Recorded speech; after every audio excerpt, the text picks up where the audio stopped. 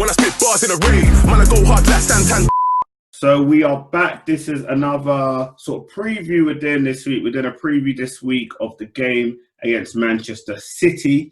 So this is a Patreon exclusive for our members, and I hope you guys enjoy it. Joining me today, who is me? I'm Michael Akadiri, one of the Mugga family, Mugga team. And joining me today, we got a big fan from the other side of the city. He goes by Big C, Big Steve MCFC, man. How you doing, Big Steve?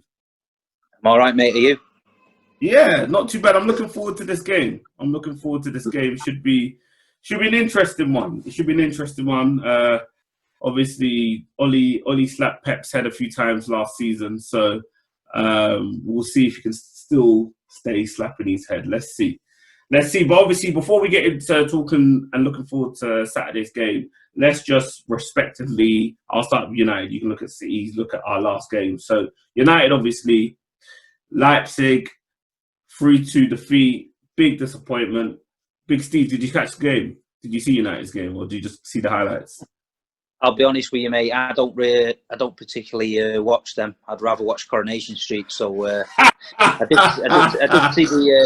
did see the highlights, but yeah, you know. That's fair enough. That's honest. Well, you didn't miss much. You missed a lot of pain from our end. So obviously, United fans that are tuning in, I'm sure you'll know. It was horrible. It was horrible. Started with 5 at the back and 2 sitting midfielders. So it's essentially 7 defensively minded players, and still were shipping goals, conceded within the first 2 minutes, and after that conceded the second goal. We didn't look like we were in the game, and we had the audacity to concede a third goal in the second half when at half-time, Ollie should have really rang it in. Stayed late fight back with Bruno scoring a pen as he does, and Pogba getting a scruffy header in. But it was too little too late. You can't give away 3 goals in Europe. So it's looking a bit serious for Ollie now, man. Like out of the Champions League after the good start we had, and now in a big derby game, a game, even though we've been decent in the league, you know, it's a bit problematic. If he loses this, who knows about his job? Who really knows? But City, on the other hand, they were 3-0 winners. Big Steve, what did you think about City's performance? To be honest, the last few games we've been getting a bit better. We haven't had the best start to the season, as you can see, because you're above us, which is like a bit of a shock. But at the end of the day, I think we're kicking into gear now. I think Ferran Torres is starting to get into it. I think Foden, obviously Pep's still not playing him from the start, but you know he's bringing him into more games. I think the back 4 issue with the centre backs, Diaz has come in and he's doing well. I mean, Marseille game was a bit of a non-starter. I think we knew we were going to coast that. But I think Pep's looking for this, and especially like you said after last season, when you beat us a few times, even though you didn't beat us when it really counted, and we got to the final and won the cup. You know, I think Pep needs to sort it out. But you know, listen. If Ole Solskjaer gets the result and it keeps him in a job, I think more City fans will be happy with that. It's a dark and twisted way of looking at it, but I'm sure if Ollie does get the win, it will surprise me. I'll be honest, it will surprise me. Listen, what I think is right. What I was talking to a United fan today, who's a good mate of mine. Yeah. The roles have reversed a lot. I mean, 20 years ago, I was in your shoes, yeah? Not being disrespectful. I was in your shoes. The derby was massive, and if we beat Man United, it more or less made our season. Oh, come off it. It's not that I'm talking to him. And you're saying to me now that, you know, it's a big game and all this stuff. It's a big game. Guys. It's changed. Listen, you know, come on. Manchester United, you're in the Europa League. You're in the Europa League. Hey, come on. I had this conversation with another YouTube guy, and he said to me, we're in the Europa League, we're going to win another European trophy, blah, blah, blah, blah. And I thought, your mentality's all wrong. You're Manchester United. You should be up there at the top table. At the end of the day, scrapping around at the bottom table. The small neighbours across the road are beating you on the pitch, off the pitch, everywhere. The only place Man United is bigger than us now. is in China and Singapore because you sell more shirts. That's about it. You know that. Big You Steve know come that. with the big talk. Nah, be honest, it's not the same as you were as a City fan 20 years ago. Your main road days, you guys had players. Who's your top player? Like Sean Gota. Like, come on, man. We can't compare the two. We can't compare the two. That's very disrespectful to players like Edison Cavani and Anthony Martial. But anyways, I think the Derby game is a big game, but it's not our biggest game of the season. I think it's a big game for Ollie because this is a game where he has to prove his mettle. Because last season, Ollie, as we said, we went to the Etihad 2-1. At that start of the game, we were blistering. You couldn't contain us. Martial, Rashford, even Dan James. You guys made Dan James look like a good footballer. Guys, who was your left back that game? I can't believe it. Dan James looked like a proper footballer. Unbelievable. And obviously, we peppered you. It was 2-1, and that flattered you guys. Then we even went to OT. You're letting Scott McTominay score 40 yarders. McTominay, come on. Listen, you know that game, yeah? Do you know that game at Old Trafford? Yeah. After the game, I was there. After the game, your players did a lap of honour. Like because they knew the pandemic was coming, innit? They knew the pandemic was coming. Listen, no, you're playing against a team that you're disrespecting over the other side. That doesn't mean anything, but the look on the fans' face and the look of all them supporters going back to Ireland and China and Singapore, they were so happy. You just got international fan base. It's an international fan base. I was 20 minutes I was at home sulking. They've got 4 hours on the train and all that, so the boys did them proud, you know what I mean? Nah, he just, we knew the pandemic was coming. We just wanted to show some appreciation to the fans. So especially now, Manchester's obviously tier 3. We can't have no fans. That's the problem. So we knew, obviously, because we sell a lot of shirts in China, we had a bit of intel about what was going on. So we knew the pandemic. We just showed some love to the fans. That's all that lap of honour was. So to be honest, that's the thing. So Ollie last season knew when it came in the big games, he was competitive. This season, I don't know what's going on with him. Obviously, because Tottenham slapped us 6-1. Arsenal came to OT, collected points. At home, we've only beat West Brom, at home, and that was a penalty. So that's what's concerning me, because this game's at home. We expect you guys, City, to come. Obviously, Pep's game is possession, so I'm not concerned about the possession. You guys can have the ball as long as you have it in non-threatening areas. I'm not too fussed. You guys have it. Let what's his name, De Bruyne, have it in his half. Keep it there. Don't come into our half. That's what I'm afraid of. To be honest, we United, they're actually was set up to beat us. I mean, we do struggle against teams that catch us on the counter attack, and with United, with the pace they have got with Rashford and Greenwood and stuff, and it does. A lot of City fans do fear that counter attack, and like you say, I went to all them derbies last year, and some of the games were strange. It's like the same thing. It's frustrating from a City point of view because you have so much possession and then you don't finish the team off, and then you get a team like United in some of the games. I think the Old Trafford one, the 2-1 McTominay one, we were a better team. We just got caught. I mean, at the Etihad, you did play better than us, I admit that. But yeah, the first half. Brilliant. You know, I do think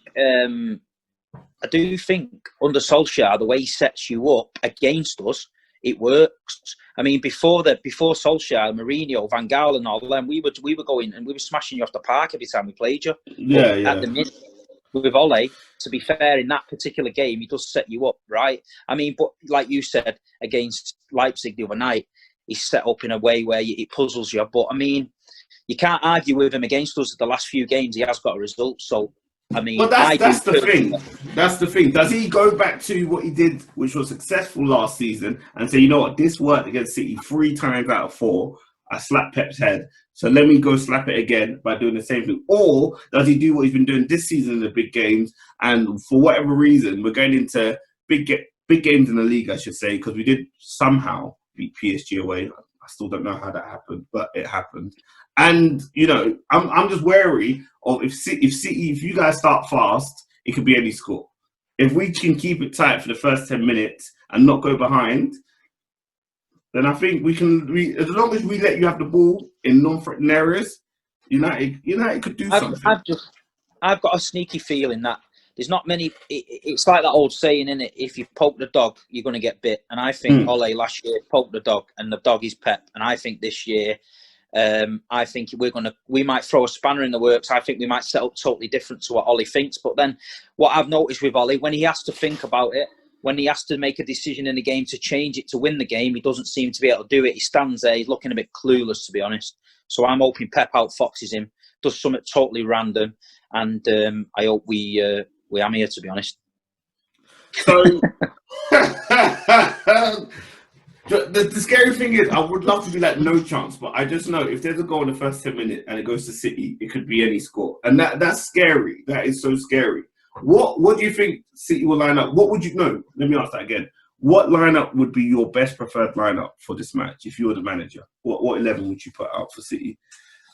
Obviously, Edison would play in net. I'd probably play Cancelo at left back. I'd probably play Laporte and Diaz and Walker. I would probably play Rodri holding. I would go with De Bruyne and Bernardo, and then I'd go with Sterling, Jesus, and Mahrez. And I'd leave Torres on the bench. I'd leave Aguero on the bench, and I'd just set up like that. And I'd leave Foden on the bench because we've got a lot of options then on the bench. So if it isn't going to plan and we do need a bit more intensity, we can bring Foden on. If we do need somebody, because Mahrez is hit and miss at the minute, in the first 10 minutes what kind of Mahrez he's going to get. If he's trapping the ball and he's running at you and he's doing tricks, you're going to have a great game. If he's trying to trap it, he's going out for throw-ins, he's cutting inside, he's falling over, you might as well take him off. You know what I mean? And it's just the way he is this season. But I think he'll set up like that. But he has been setting up with Gundogan and Rodri in there. So two holding. Yeah, and it doesn't work for me.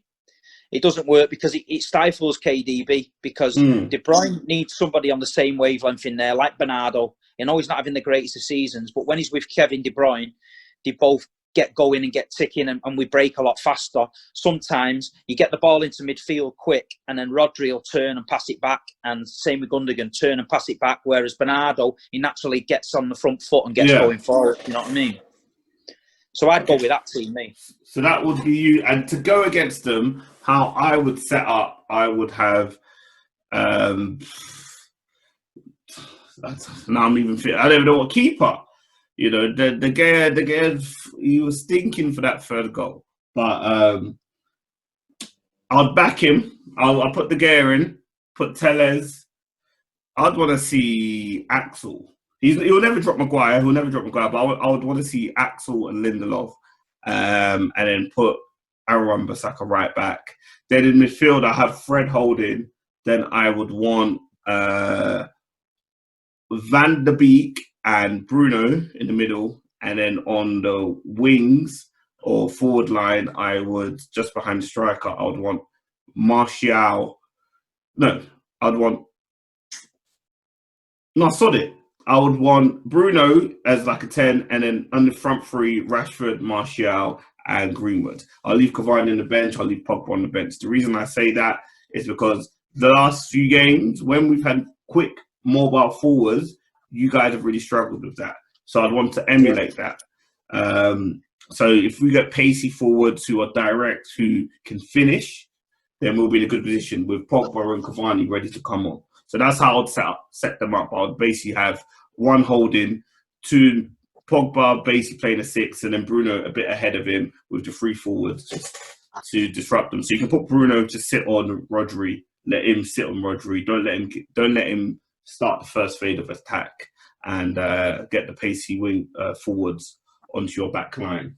Because Diaz is a good player. Laporte's a good player, but I don't think they like movement. Movement. I don't think they like their back turn to goal.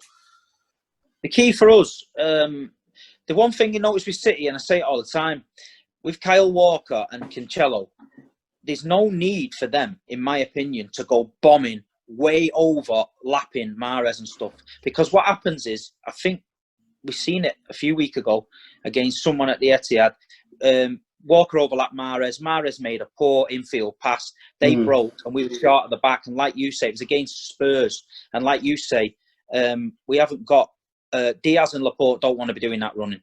But if Walker stays back, nobody catches on the break. Because if Rashford gets over the top, I put Kyle Walker up against him all the time.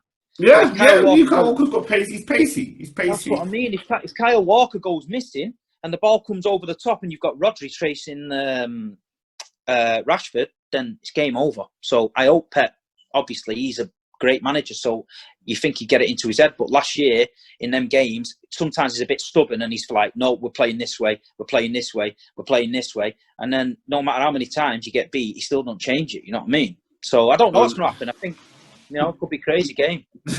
Do you think Pep will choose a different team compared to the team you've just picked? Do you think Pep in his head will set up any different to the way you've just said? Part of me thinks Gundogan's going to play because he benched him the other night, and he played Fernandinho. Fernandinho's a good shout in a derby because he knows what it means. He's a bit aggressive, and people seem to forget when we won the league and we chased Liverpool down and stuff like that. Fernandinho was an integral part of our midfield. Every time we got caught on the counter, he'd do them. They call them tactical fouls, but he did that little foul, yeah. But I mean, against Man United, who were going to look to exploit that ball over the top, he'd be a shout for me in midfield. But he started him the other night, so I don't know whether he's going to play him. But he might have done it. He might have started him to get him going because he hasn't played, and you never know. I just don't know. I think there's going to be a surprise in the lineup, to be honest. Do you think he'll go a false nine? Sometimes that's what Pep likes to do when he wants a surprise in a big game. He usually goes with a false nine. So he doesn't play Jesus, he doesn't play Aguero, he may play a little Sterling in there or maybe a Torres in there, and doesn't play a forward striker. So or an out striker, I should say. So that's something he may, which obviously gives the two centre backs, whoever they are. Even though I want Axel and Lindelof, my team that I'm sure Oli will play. He'll put De Gea in goal. He'll put Telles left back. He'll put Maguire and Lindelof centre backs. He'll put right back. He'll put Wan-Bissaka. He'll play two holding midfield players because he's shook. He'll play Fred and he'll play McTominay. And then in front of him in the 10 position will be Bruno. And then on the wing, on the forward line or out wide, it'll be Rashford and either Greenwood or Martial with Cavani up top. That's what he will do. I still think he should play the as we played the back end or after lockdown with the three pacey forwards and whatnot, and only have one holding player. But because I don't think he trusts the defence, which he shouldn't because the defence is very poor, he puts two holding midfield players, which then stifle us as we try to build for attacks because they don't go through Fred, they don't go through McTominay. They try to hit the ball to a Bruno or they try to get the players in the wide areas, which is difficult because you need to build up a bit more. We're not Bolton. We should be playing the ball on the deck a bit more. But that's the issue. That's the issue. So I guess it's going to be a case of soaking up a lot of the pressure or the possession and then just try to hit you guys on the counter. I think that's... If Oli does have any tactics, those will be the tactics. Sometimes I just feel he sends the players out to have a good time and without really instructing them to do anything. So, yeah.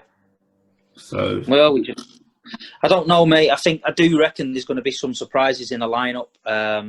And I just hope, like I say, Pep's learned from last season, and I hope that we can. It's frustrating from a City point of view when you play a game and you're getting 60% possession and you just can't kill them off. I mean, the striking issue is an issue for us this season. We're not putting away as many chances. What's happened? Aguero's too old. One too many injuries. Jesus is not firing. What's going on? Listen, I think Jesus is a great player. I do think he's a great player, and I think he will come good. And to be honest, he's been good for us. He's a young lad, but how we've got away with just two strikers for the last 4 or 5 years is beyond me. I mean, you can say you got Sterling and Mahrez and that, but they're not strikers. You know what I mean? They're not out and out strikers. Under Mancini, we had Tevez, Aguero, Balotelli, Dzeko. You've got four, isn't it? Yeah. Strikers there. So if one's off the boil, there's 3 guys behind him ready to take his place. You know, we had Tevez disappear to Argentina playing golf for half a season and we still won the league. You know what I mean? So, but I tell you, if Aguero gets injured and Sterling gets a knock, Aguero gets injured and Jesus gets a knock, we're really threadbare in that Oh, department. you are. Do you think no striker wants to come knowing that those two are the main two? Do you think it's that in terms of recruitment? Well, do you know what? You've hit the nail on the head there. I think for the last 4 or 5 years, nobody's wanted to come because they see a Sergio Aguero, they see what kind of striker he is, and they think, I can't get him out of that team. He's a hero, blah, blah, blah. But if we go in January for somebody, or we go in the summer for somebody big, I think that person, if he's got anything about him, will think, you know what, this is the time. Aguero's just had a few knee operations. He's not firing on all cylinders. I can come in there now and I can take over. But it takes a special striker to take over, that kind of striker in Aguero. And you know yourself, it happens a lot. You get these strikers in clubs and they leave and they're like iconic heroes. And You've been there a decade, isn't it? You've been there a decade. You can't. What are you going to do? What are you going to do? Try to replace someone. Striker that comes after them players is never quite the right striker. He always gets compared. So I don't know. He must have a plan. Pep. Well, he signed a new contract recently, didn't he? So, you know, you must be thinking a bit longer term. I'm a big believer in the Messi thing. I think that's coming. That's happening. You think 33-year-old Lionel Messi in the Premier League? I think it's happening. I'm not. Listen, Toby and the boys and a few of the other lads know. I know people at Man City who are the people, and I've been told off them that it is all done. That it's done and dusted, and it's done. And the only reason it didn't go through is because it got murky and he was going to go to court and he didn't want to go to court against Barcelona and things like that. Yeah, but you look at his body language now at Barcelona walking around. He's given up. They're better letting him go in January and then getting someone else, to be honest. Yeah, it's not the same. His heart is just. He should have. I guess one of those things. He was saying his heart. He wanted to leave. They didn't let him leave. And that's what you get sometimes. You force someone to stay against their will. That said, United got a good season at Ronaldo when he wanted to leave before he left, to be fair. So sometimes it can work, but I guess Ronaldo was 24 then, Messi's 33 at the tail end of his career. So, you know, what will be good to see him in the Premier League? You know, there was that question. Could he do it? Could he do it on a rainy night against Stoke? I guess we'll never find that out now they're not in the league. But that was always the question. Could he do it? So, well, you never know. We'll never know. But Big Steve, put your money down. What do you think the score will be on Saturday? I think, honestly, we will win 2-0. Nah, to shut up shop as well. To stop United from scoring. Nah, I can't. You know what? Maybe I'm thinking with my heart here, not my head. But I will be very happy with a 1-1. Yeah?